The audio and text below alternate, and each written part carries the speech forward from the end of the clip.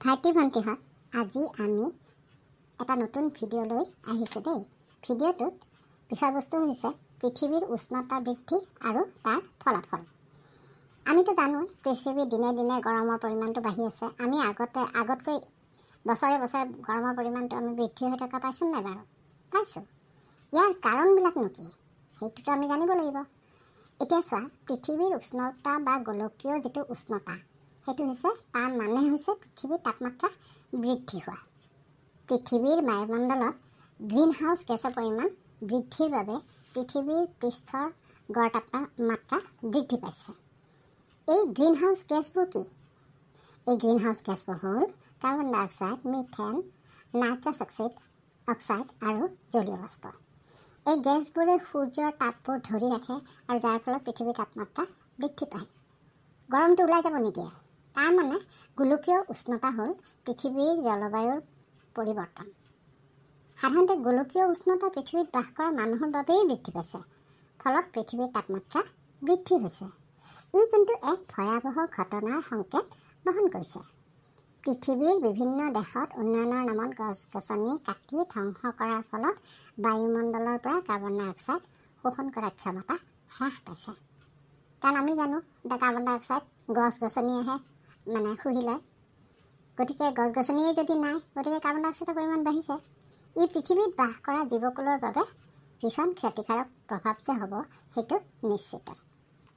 এতিয়া পৃথিৱীত বিশ্বব্যাপী বৃদ্ধি পোৱা গোলকীয় উষ্ণতাৰ বৃদ্ধিত বিশাল আকাৰৰ হিমবাহসমূহৰ ওপৰত ভীষণ প্ৰভাৱ পৰিছে।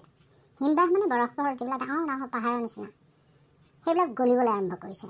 এনেদৰে হিমবাহসমূহ গলিবলৈ যদি ধৰে, তেতিয়াহ'লে যদি ইমান তাপ যদি দিনে দিনে বৃদ্ধি পায় আৰু হিমবাহসমূহ যদি গলিবলৈ ধৰে, তেতিয়াহ'লে সমুদ্ৰ পৃষ্ঠৰ জলভাগ বৃদ্ধি পাব।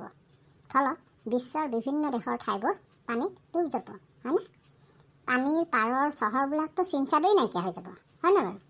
পৃথিৱীৰ দক্ষিণ মেৰুত অৱস্থিত পৃথিৱীৰ পঞ্চম বৃহত্তৰ মহাদেশ হৈছে এণ্টাৰ্কটিকা। এণ্টাৰ্কটিকা প্ৰায় সম্পূৰ্ণৰূপে বৰফে আবৃত আৰু ই পৃথিৱীৰ আটাইতকৈ শীতল ঠাই। ই পৃথিৱীৰ দক্ষিণ মেৰুত অৱস্থিত। পৃথিৱীৰ উষ্ণতা যদি এনেকৈ বাঢ়ি থাকে, তেন্তে এণ্টাৰ্কটিকাত বৰফসমূহ কি হয়, দ্ৰুতভাৱে গলিবলৈ আৰম্ভ কৰিব।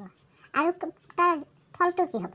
পানীত নিমখৰ পৰিমাণটো, কাৰণ সাগৰীয় পানী লুনিয়া আমি জানো, নিমখৰ পৰিমাণ বাঢ়ি গৈ সাগৰীয় প্ৰাণীয়েই হওক বা জীৱকুলৰ বাবেই হওক জীয়াই থকা অসম্ভৱ হৈ পৰিব। ই আমাৰ পৃথিৱীৰ প্ৰাণীসমূহৰ বাবে এটা ভয়ংকৰ বাৰ্তা নহয়নে বাৰু? সাগৰৰ প্ৰাণীসমূহতো মৃত্যু হ'বই, লগতে প্ৰাকৃতিক পৰিৱেশসমূহৰ সম্পূৰ্ণ পৰিৱৰ্তন হৈ পৰিব। সূৰ্যৰ তীব্ৰ ৰশ্মিৰ ফলত পানীৰ ভাপৰ পৰিমাণ বৃদ্ধি হ'ব আৰু মেঘৰ পৰিমাণ বাঢ়ি গৈ, ভাপৰ পৰাইতো মেঘৰ সৃষ্টি হয়, গতিকে মেঘৰ পৰিমাণ বাঢ়ি গৈ তীব্ৰ বৃষ্টিপাত হ'ব। ফলত পৃথিৱীত পানীৰ পৰিমাণ, বৃষ্টিপাত মানে বৰষুণ হ'ব, বৰষুণৰ ফলত পানীৰ পৰিমাণ বাঢ়ি গৈ সমুদ্ৰত তীব্ৰ ধুমুহাৰ সৃষ্টি হ'ব, চুনামি আহিব, নহয়নে বাৰু? পানীৰ পৰিমাণটো বেছি হ'লে চুনামি আহিবই।